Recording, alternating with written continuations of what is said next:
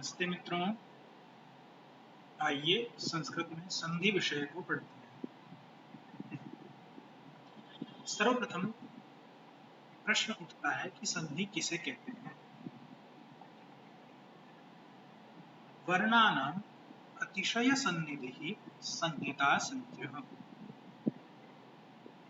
दो वर्णों का जो अत्यंत समीपता है उसके कारण से दोनों वर्णों की स्थिति में जो विकार आता है, जो बदलाव आता है, उसका नाम संधि है। जैसा स्लाइड में आप देख पा रहे हैं, हिम प्लस आलय।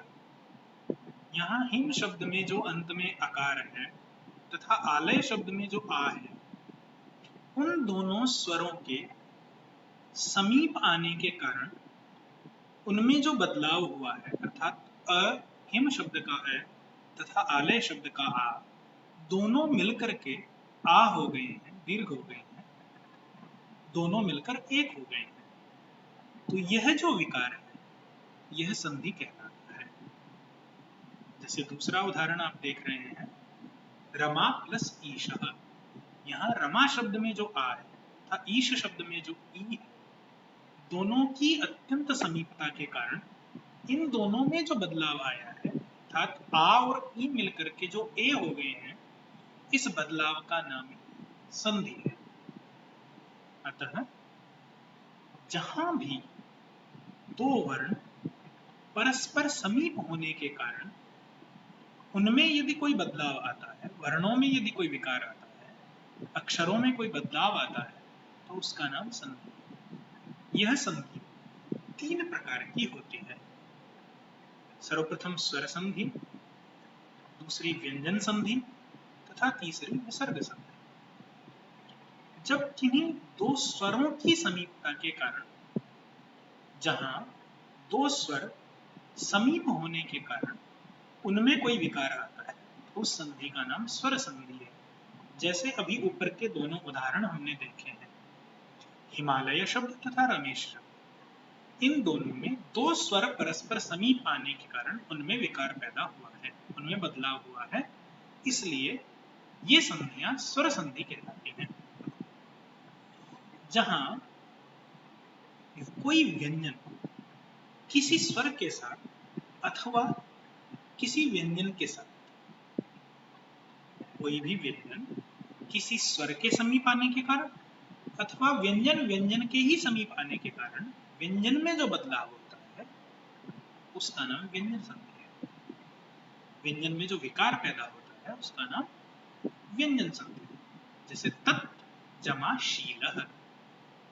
तत् शब्द में जो त है तथा शीलः शब्द में जो श है, इन दोनों के समीप आने के कारण से दोनों में विकार पैदा हुआ और शब्द बना तच्छीलः। तकार चकार में बदल गया, त च में बदल गया और श छ में बदल गया। तो ये जो परिवर्तन हुआ, ये इन दो वर्णों के समीप आने के कारण, दो व्यंजनों के समीप आने के कारण हुआ, इसलिए ये संधि व्यंजन संधि कहलाई।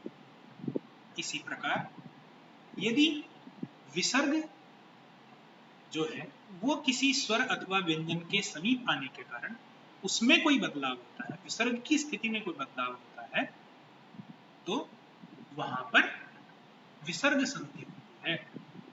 जैसे रामः अत्र। रामः अत्र, यहाँ पर रामः शब्द में जो विसर्ग है उसके साथ जो आगे अ है, तो इससे विसर्ग के अ के संयोग में आने के कारण, अ के समीप आने के कारण जो बदलाव हुआ, जो विकार पैदा हुआ, वो विसर्ग संधि हुई और बन गया रामोत्र। जो विसर्ग ओकार में बदल गया है, तो यह क्या हुआ, ये विसर्ग संधि कहलाई।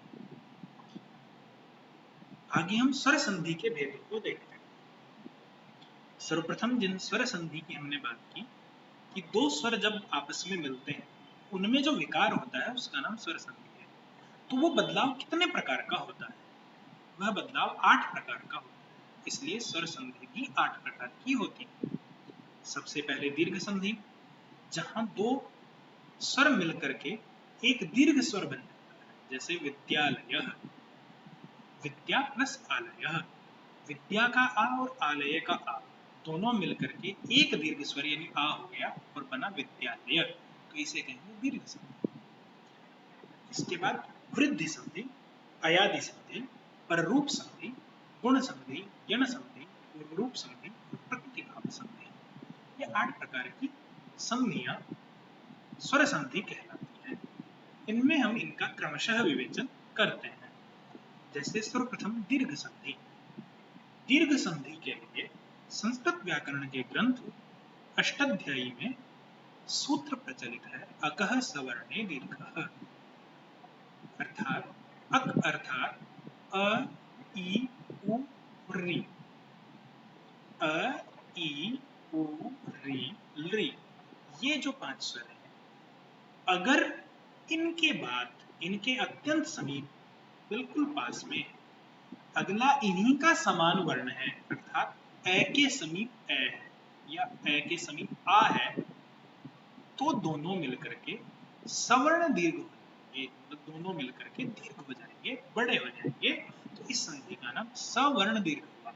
समान वर्ण में के आने पर जो दीर्घ हो जाता है, बड़ा हो जाता है, कौन? अक, ए, ई, उ, री, इसलिए इसे कहते हैं सवर्ण दीर्घ संधि अथवा दीर्घ संधि। जैसे इसे सामान्य रूप से इस चार्ट के माध्यम से समझ सकते हैं।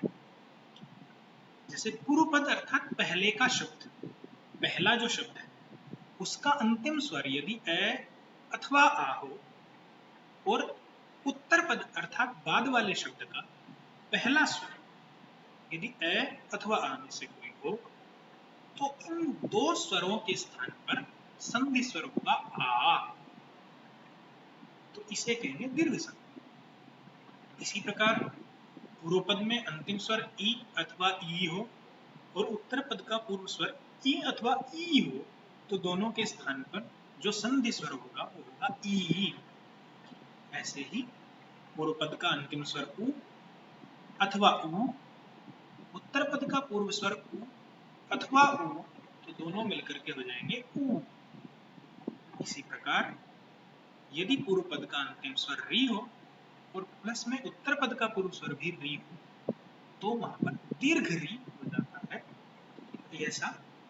ऐसी ये स्वर संधि है, दीर्घ संधि, इसका इस प्रकार का विधान है।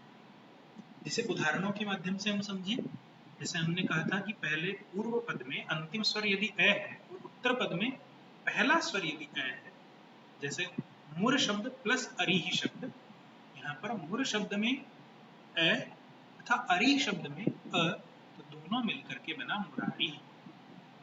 यदि ए और आ मिलते हैं, जैसे हिम प्लस आलयः, तो बना हिमयः।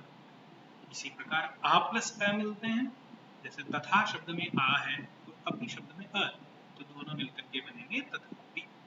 इसी प्रकार आ प्लस आ, तो वहां भी जैसे दया और आनंदः, विद्या आलयः, दयानंदः विद्यालयः। इस प्रकार दीर्घ संधि के और भी उदाहरण आप देख सकते हैं। जैसे ई प्लस ई से मुनि प्लस इंद्रः, मुनीन्द्रः। इसी प्रकार उकार में देखें तो भानु प्लस उदयः, भानुदयः। इसी प्रकार यदि री में देखें तो पितृ प्लस ऋणम, पितृणम। पितृ शब्द में ऋकार तथा ऋणम शब्द में भी ऋकार है, तो ये दोनों मिलकर के दीर्घ री हो जाएगा और शब्द बनेगा पितृणम।